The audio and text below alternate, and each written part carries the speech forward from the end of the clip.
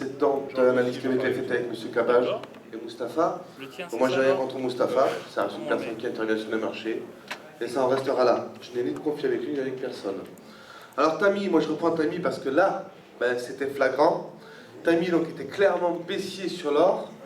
Et d'ailleurs, j'ai gagné Trader Sélection avec justement un trade short sur l'or. Donc, c'est ce qui m'a permis de me qualifier pour hier. Donc, eh ben, l'or, c'est pareil. Si on reprend les analyses en mensuel, on a encore des cours qui sont sous les moyennes mobiles, clairement. Indicateurs sous la zone de neutralité. En hebdo, on a aussi encore des cours sous les moyennes mobiles. Je ne sais pas si on a là l'hebdo. Là, je suis en mensuel. Hebdo, c'est pareil. Donc, je respecte de toute façon la méthode de M. Cabage, qui pour moi ben, a fait ses preuves et l'a fait encore. On est toujours encore sous les moyennes mobiles. Les indicateurs, donc RSI et stochastique, donc RSI sous la zone de neutralité. Alors qu'il y ait des corrections, ben, c'est normal, c'est tout à fait logique. Que ça soit un marché montant ou descendant, on aura toujours des corrections. Donc ça, c'est d'une évidence.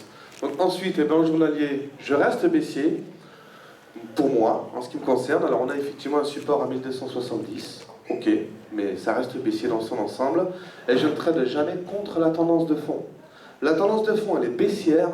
Il n'y a pas besoin d'aller chercher des complications, à vouloir faire du correctif, ou même trader dans les ranges, c'est absurde. On trade avec la tendance. Je ne me vois pas combattre, moi tout seul, contre 1 million de soldats, c'est impossible. Donc ben, j'essaie d'être raisonnable, je suis patient, parce que dans le trading, notre force, c'est la patience, le money management qui vous permettra de survivre, et voire même peut-être vivre dans le trading.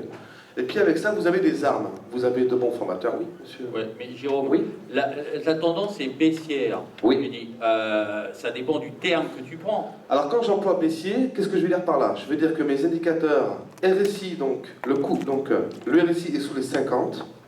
J'ai des cours qui sont sous la moyenne mobile, les moyennes mobiles 20, 50 et 100. Et donc j'ai des convergences avec mes unités de temps. Le mensuel, l'hebdo et le journalier. Donc ça veut dire quoi? Selon moi, ça n'engage que moi, que ben, on est baissier, on est clairement baissier. Oui, mais ce que je te disais, c'est oui, que ça dépend de la période que tu prends. Là, tu prends un graphique hebdomadaire. Oui. Tu vois bien qu'il y a un rebond quand même sur le court terme. Oui, alors, mais effectivement, moyen terme, baissier, oui, mais tu n'essayes pas de profiter sur de la tendance, les petites tendances haussières sur le court terme. Alors, ça, on parle dans ce cas-là, on va parler de tactique, parce que là, dans ce cas-là, je serai sur une stratégie, c'est correctif. Donc je vais travailler sur des correctifs, ce qui veut dire que mes tailles seront moins importantes, et puis mes prises de bénéfices se feront donc directement atteintes sur mon objectif. Par contre, je pourrais me permettre de tenir un trade en short sur le long terme. Voilà ce que je vais dire. On peut trader du correctif, mais c'est beaucoup plus dangereux parce qu'on est contre la tendance dominante. Et ça, c'est un vrai problème. Pour moi, en ce qui me concerne. Après, pour les autres, chacun fait ce qu'il veut. Voilà pour moi, pour mon analyse. Donc le gold, je reste baissier, à preuve du contraire. Maintenant, on peut faire des trades, donc effectivement correctifs, mais il faut y aller doucement. Doucement et sûrement, parce que, comme disait Jean-Louis tout à l'heure, on est là pour essayer de gagner un peu d'argent, le gagner intelligemment, mais avant d'en gagner, pensez d'abord à préserver votre capital. Parce que c'est pas de l'argent finalement qu'on trade, c'est de l'émotion. Et l'émotion, il faut savoir la canaliser. Il y a des règles, il y a une psychologie, il y a un money management, et ça, c'est ce qui vous permettra de survivre. Nous sommes dans un monde de requins, ne l'oublions pas. Donc, eh bien, voilà, on essaie de faire sa petite place. Voilà. Merci.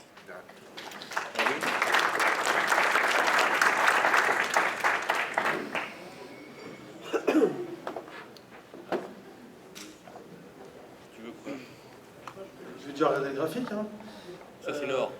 C'est l'or? Ouais, mais... Tu veux le CAC, tu veux quoi? Non, mais le cas, on l'a déjà fait. Ouais. D'accord. L'or? Ouais, mais tu peux me mettre en jour? Ah non, mensuel. Ah. Tu peux le dézoomer? Non, Non, mais là, je peux c'est une image. C'est Attends. Essaye de meuble. Bah, la tendance de fond, oui, elle est baissière. Après, si vous faites une analyse chartiste, Il dit que ça, j'ai pas mieux que ça. J'ai pas mieux que ça. le poudre synthétique. Et ma grand-mère a fait du vélo. Bah, c'est un achat de call. C'est l'achat de call, c'est l'achat d'une option d'achat. Donc on se place acheteur potentiel. Et tu vends du Mais une support. option, c'est un droit et pas une obligation de faire. Donc on peut abandonner ce droit, alors que l'achat à terme futur, ou CFD, c'est un achat ferme, c'est un achat où tu es engagé, tu ne peux t'en débarrasser que si tu le vends. Et c'est donc une opération qui consiste à acheter le call, l'avoir acheté, et à vendre le sous-jacent. Ben oui, en général, ouais, après tu peux le faire en décalé, ça dépend un peu si tu vois que par exemple le marché est haussier, tu peux dire tiens, j'achète des calls et puis je vais peut-être vendre des futurs au fur et à mesure que ça monte, sur un objectif, voilà. Par exemple sur BFM, juste avant l'annonce où j'ai dit que je ne voyais pas comment ils pourraient annoncer une mauvaise nouvelle, c'est pas intérêt, ils ne le feront pas, j'ai proposé d'acheter le call 4250. Oui ou non? Oui, merci. Et là, c'était une opération où tu doublais la mise. Alors après, deux possibilités. Soit tu t'en sers comme point d'appui pour faire des opérations sur le futur, et là, ton potentiel de gain est bien plus important, bien évidemment, parce que là, on est passé de 25, je sais plus où on va aller, on a payé encore moins cher, 23, 22, je ne sais plus. On est passé à 50 et quelques, donc ça a plus que doublé. Soit donc tu t'en sers comme instrument sur lequel tu vas baser ton trading, et donc tu vas travailler sans risque en fait.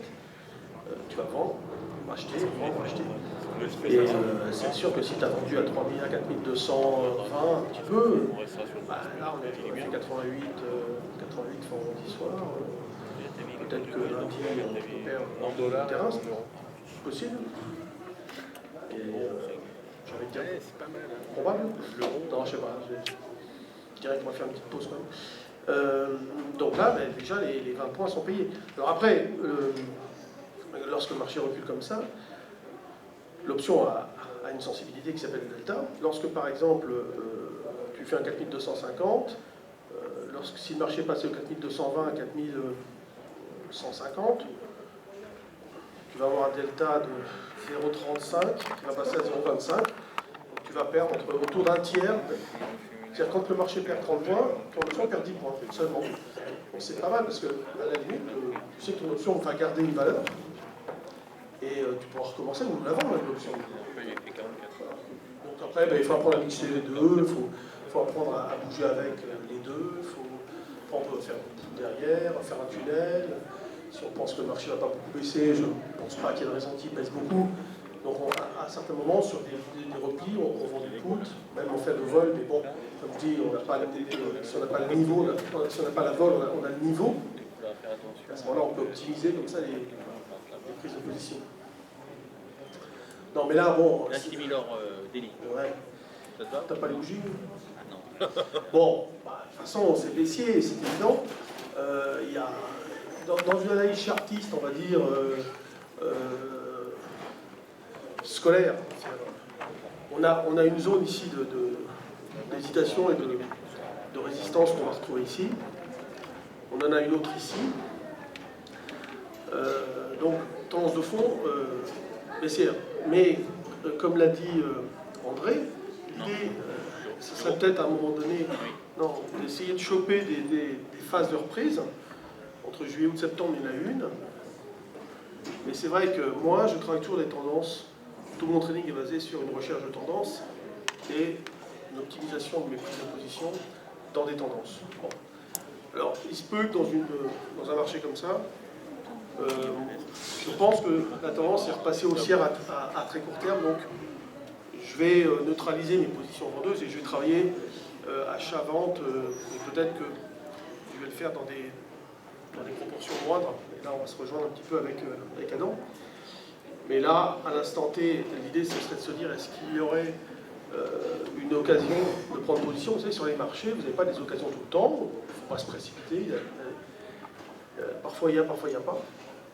Moi, en tout cas, j'aurais été tenté de vendre sur cette zone. Le fait qu'on soit repassé là-dessous, et ça, c'est des trucs que je vais regarder en horizontal. Moi, je travaille qu'en horizontal. Donc, considérant que l'importance du prix est une constante, à savoir que votre niveau d'emmerdement, il reste une constante.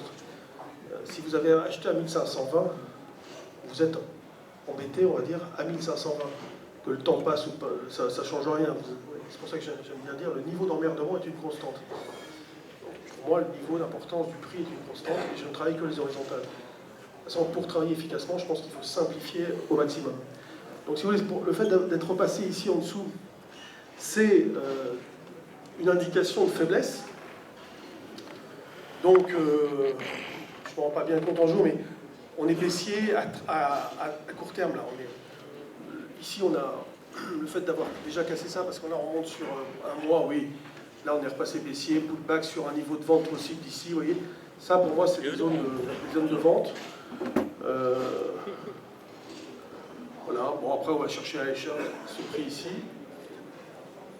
Après, oui, il y a l'évidence n'éclaire pas, elle éblouit. Ça veut dire que ce qui peut paraître évident comme objectif, bon, ben, il faut se mettre un petit peu au-dessus. Mais là, si... on peut très bien stabiliser ici. Il faut voir la réaction du marché dans cette zone-là. À l'instant T, donc à 1310, là, je ne fais rien du tout. Par contre, je vais essayer de vendre en pullback juste sous ce niveau ici. Là. Pas là, hein, parce que c'est trop tard. Là, je vais vendre ici. Je vais essayer de vendre là. Je peux prendre une position sur ce niveau avec un stop loss au-dessus, parce que je n'ai pas entendu parler des stop loss beaucoup. Et l'idée, c'est, si je vends là, mon stop loss est là. En fonction de cette perte potentielle que je serais censé prendre, je vais moduler mon exposition par rapport à l'argent que je suis prêt à perdre sur une opération comme ça. Bon, là, je ne parle plus d'options. On va faire une analyse vraiment chartiste pure, rapide. Mais moi, je me mets, si vous voulez, en daily, et je mets 2 mois immobiles, 5,21, ça me suffit. Avec ça, je fais un peu tout.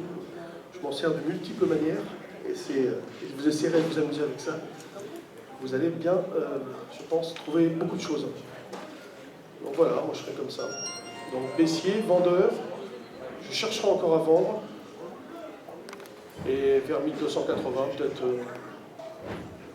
j'allégerai en tout cas, c'est sûr, ma position. Puis après, j'irai chercher ce point-là.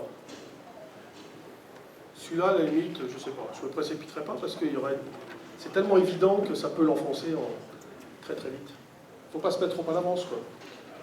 Moi, souvent, si vous voulez, si je considère que c'est une zone qui m'intéresse, je vais mettre une alerte sonore, et puis ça va m'alerter, tiens, hop, on va voir ce qui se passe. Bon, je ne fais pas beaucoup de l'or. Alors surtout si vous faites de l'or, et si vous faites de l'or pour vous protéger sur une crise, achetez de l'or physique, hein, pas de l'or papier. Par contre, vous pouvez acheter de l'or physique, et puis servir des marchés dérivés pour valoriser votre or physique. C'est-à-dire même vendre des options, pourquoi pas, c'est possible. Hein. Bon, ça dépend des quantités d'or que vous achetez. Hein. Mais c'est possible bon, grâce au CFD, où là l'intérêt du CFD c'est de moduler son exposition sur des toutes petites quantités. Vous pouvez très bien acheter de l'or physique, que vous mettez à la banque, pas chez vous, parce qu'il y a des spécialistes qui passent avec des détecteurs de métaux et qui défoncent les murs. Donc c'est comme ça. Voilà. Ça te plaît, ah, non, mais les spécialistes, il y a des spécialistes. Hein. Ah oui, il y a beaucoup de paysans se sont fait voler dans leur champ, ils mettaient de l'or et les mecs ils passaient avec des poêles à frire. Et, ouais, mais pas chez toi quand même. Ou que chez moi, j'habite Paris. Non, mais tu me dis, il passe chez vous avec le mur. Ah, bah chez vous, je parle dans l'absolu, je n'ai pas regardé quelqu'un en particulier. Si, t'avais regardé là. Ah bon? Donc, non, voilà, on peut vous amuser à acheter du physique, vendre un petit peu de papier.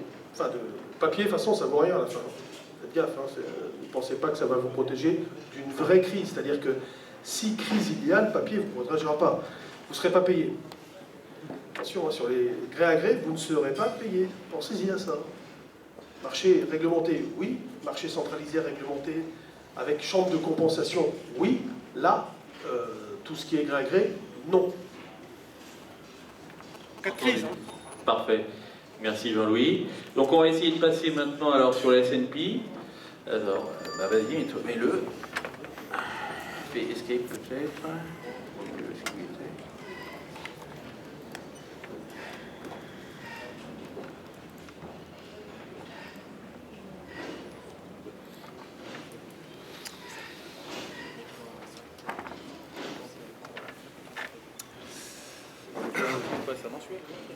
Oui, c'est ça. Alors, on va évoquer le SP500.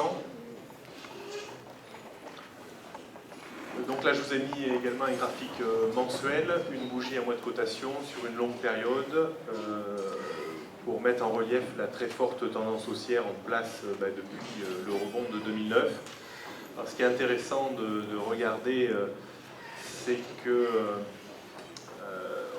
on s'inscrit dans un canal vraiment parfait et qu'on est en train de revenir de nouveau à l'approche de la résistance de ce canal que j'ai défini sur le SP500 autour de 1730 à peu près. On ne s'est pas arrêté très très loin après la décision de la Fed. Donc on peut toujours bien entendu déborder encore un canal vers le haut et passer dans une situation d'excès. Ça, je m'en méfie énormément parce que quand on a un canal bien ordonnancé comme ça et si on a le malheur, moi je dis souvent, de déborder à la hausse un canal aussi bien ordonnancé, c'est une situation bien entendu d'excès manifeste qui conduit souvent à la même situation. C'est un retour plus ou moins violent dans le canal avec même une petite chance qu'il finisse par céder lui-même.